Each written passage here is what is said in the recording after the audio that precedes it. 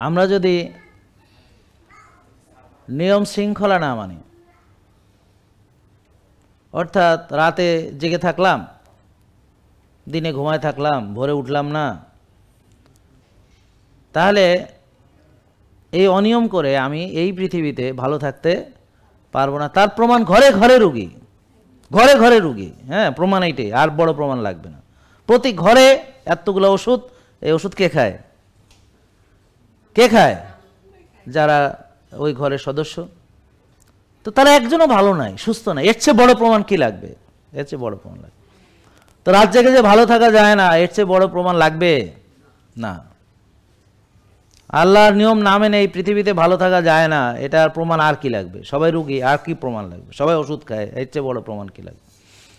তো এত বড় সত্য চোখের সামনে থাকতেও সে চোখ থাকিতে অন্ধ, কিচ্ছু দেখে না।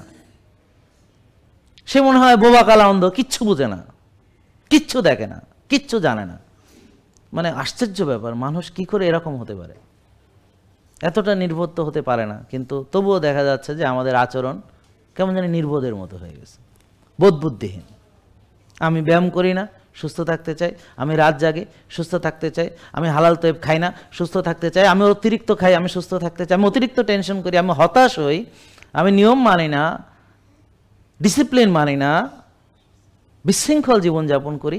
আবার আমি আশা করছি আমি কেন রোগী হলাম, আমি কেন সুস্থ না, ওষুধ দিয়ে ভালো হচ্ছি না কেন? আশ্চর্য ব্যাপার।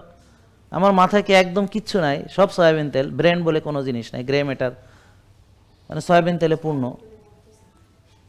তো এই যে আমাদের এই আচরণগুলো কেন, এটা ভাবতে হবে আপনাদেরকে। আমরা এই কথাগুলো আপনাদের উদ্দেশ্য নয়, আমরা বলছি, বাস্তবতা তুলে ধরছি। আর পার্সোনালি কেউ নেওয়ার কিছু নাই, এটা হলো বিবেককে জাগ্রত করার চেষ্টা।